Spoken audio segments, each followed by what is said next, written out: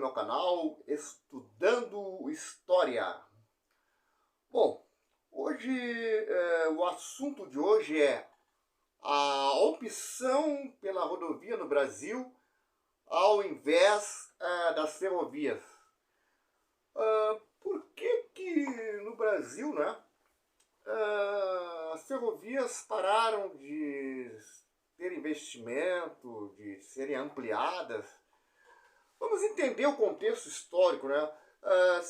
Se olharmos na história do período monárquico que existiu no Brasil, Dom Pedro I, Dom Pedro II, as ferrovias eram valorizadas, tá?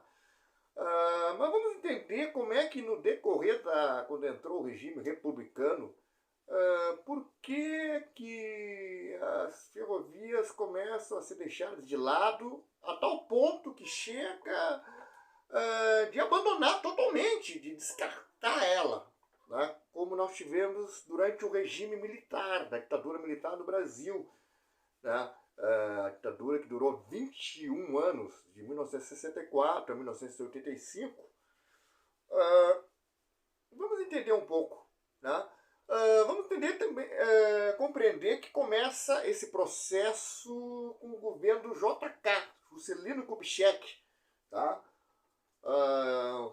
Alguns anos antes de acontecer o golpe militar de 1964. Falar um pouco do governo JK, tá? Juscelino Kubitschek, governo que deu alto incentivo ao capital estrangeiro, né, ao capital externo. Uma das prioridades do governo do Juscelino Kubitschek foi ampliar as vias de transporte. Os investimentos concentravam-se na construção de rodovias que atravessavam o país. A opção pela rodovia ao invés das ferrovias foi resultado do interesse em aumentar o consumo de automóveis e caminhões, e assim atrair mais montadoras estrangeiras. Estava dentro do plano de metas do governo Juscelino, né? Contou com a entrada de capital externo. O que acontece, pessoal? É importante a gente assim frisar que a maior parte desse capital vinha dos Estados Unidos, do Japão e da Alemanha, né? E então dá para entender, né, por que tanto interesse também dos Estados Unidos, Japão e da Alemanha, né, que o Brasil fizesse bastantes rodovias, abrisse bastante estradas, que iam colocar suas montadoras aqui, né?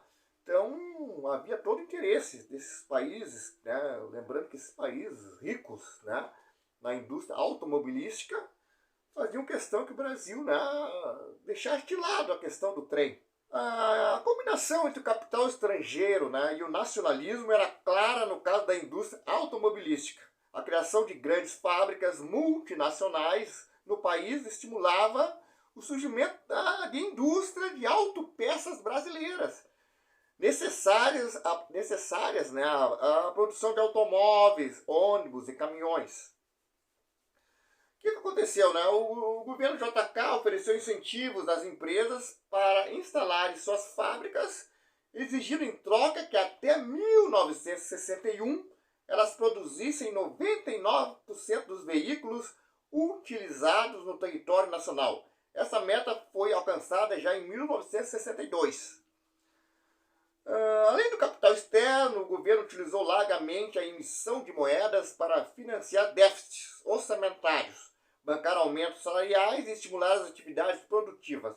O país crescera como nunca antes em sua história, mas também pela primeira vez na sua história, a inflação começava a aparecer como um problema a ser enfrentado. Nós vamos ter esse problema no governo JK, e o final do governo JK é marcado por um índice de inflação muito alto.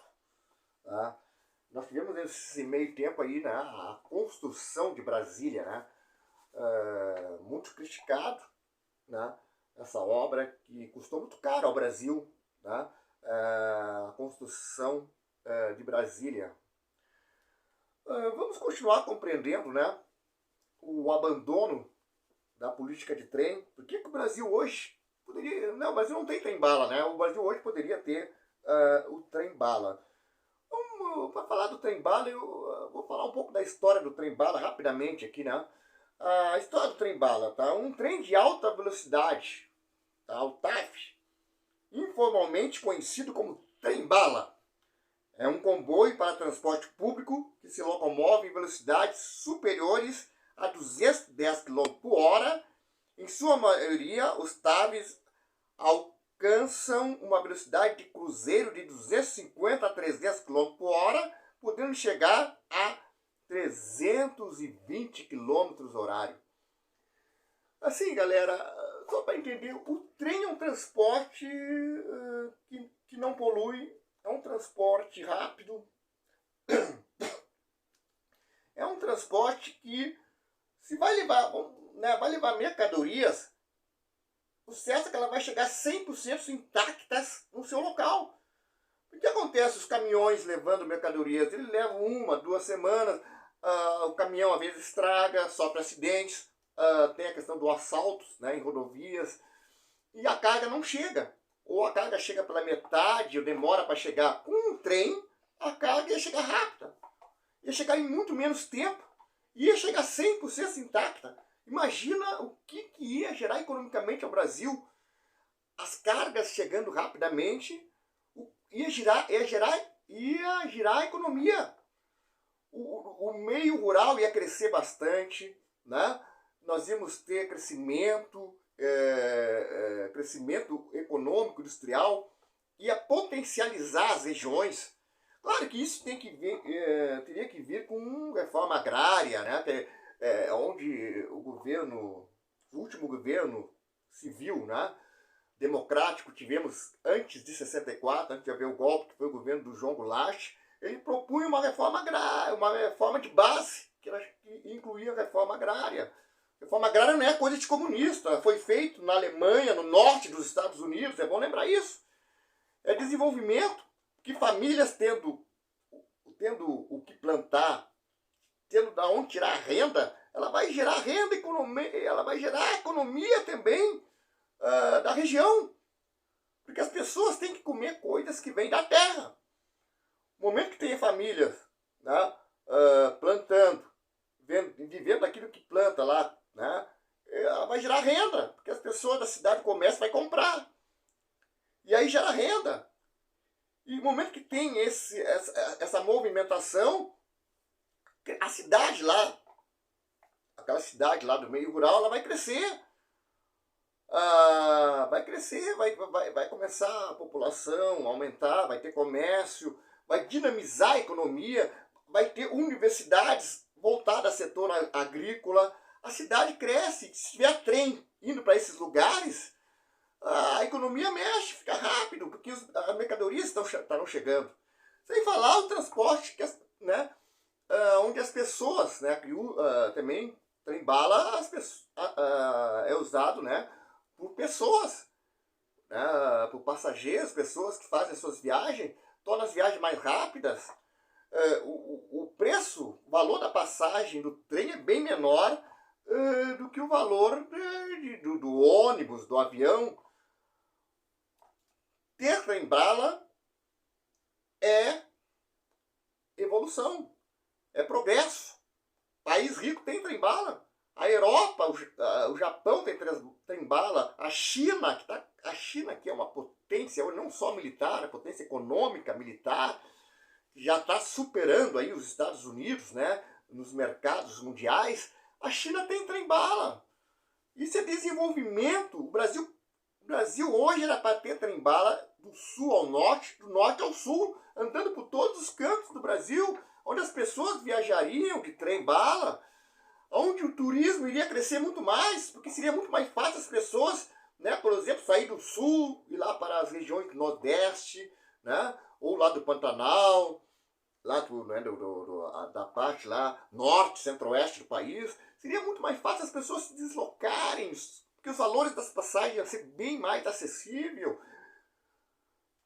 Fora que o trem é um transporte que não polui. Infelizmente o Brasil, né, está atrasado nisso, né? O regime militar, então, foi definitivamente, largou a questão do trem. Ainda o Juscelino, ainda, né, mais ou menos, ainda com essa a política do capital externo, de estimular as rodovias, não tinha acabado definitivamente com a questão, né, do trem, do transporte ferroviário. Mas a ditadura militar, infelizmente, virou as costas, né? E quem lucrou com isso foi a indústria automobilística, né, dos Estados Unidos, da Alemanha, do Japão. Essas multinacionais lucraram muito e não tinham interesse mesmo que o Brasil ficasse naquela política do trem. Por isso que ajudaram, né? Principalmente os Estados Unidos ajudou, né, no golpe militar de 1964, que derrubasse João Goulart, porque João Goulart tinha uma visão totalmente nacionalista de crescimento ao Brasil. A reforma de bases era uma reforma de levar o Brasil, né, a ser uma grande potência. Aí começaram a vender aquela ideia que João Goulart era comunista, tudo uma mentira. João Goulart sofria até oposição de partidos comunistas. Então era absurdo, né, que fizeram. E o Brasil está pagando até hoje esse atraso. Tá? Vamos lá, eu vou falando um pouco mais, né? Não quero me estender muito, sobre essa questão, né? Por que a opção pela rodovia em vez das ferrovias? Vamos um pouco aí, tá, galera? Um pouco do histórico do desmonte das ferrovias no Brasil, tá? Permita-se acrescentar que o sucateamento das ferrovias começou um pouco antes, né, da ditadura militar, já no governo JK, tá? Faço questão de frisar isso aí, que começou ali, que começa essa questão do desmonte. É interessante dizer que o Brasil é o único dos países de dimensão continental que promoveu, né, o tal processo de desmantelamento do modal ferroviário. Falar sobre as inúmeras vantagens desse modal, tá? Frisar, né, que houve prejuízo muito grande com isso, né? Desse processo que hoje nós poderíamos estar, né, com trem-bala circulando. Infelizmente não estamos, porque não houve tal investimento, tá? Galera, o maior erro em termos estratégicos que vem ocorrendo em sucessivos governos ao longo da história foi o mais absoluto desdém, né, para com o modal de transporte rodoviário, né? Aliás, desculpa, o transporte ferroviário, né? Foi realmente um crime que se faz quando se abandona, né? Porque as expansões da nossa ferrovia já pararam a partir do início do século XX, né? Uma das frases mais idiotas já ditas por um governante foi a senha para que o país desse as costas para a racionalidade. Governar é construir estradas, rodovias, sentenciou Washington Luiz lá por volta de 1900. Final do século, lá por volta do final do século XIX, entrando já para o século XX, né, o Washington Luiz larga essa frase, né? Então é realmente absurdo, né?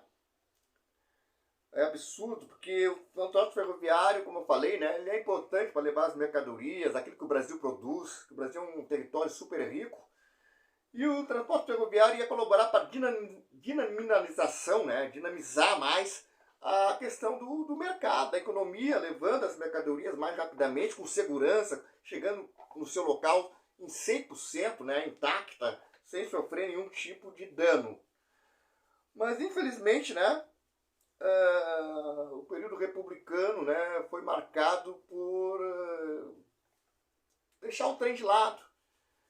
E quando chega na ditadura militar, pior, né? Aí sim, aí eles realmente ignoram totalmente, né, a questão do transporte ferroviário. Então, galera, é isso, né?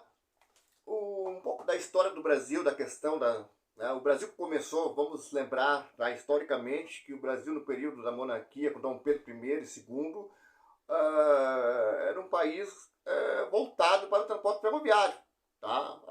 Inclusive, né, a monarquia aqui no Brasil tinha essa visão moderna, né, de que um país ser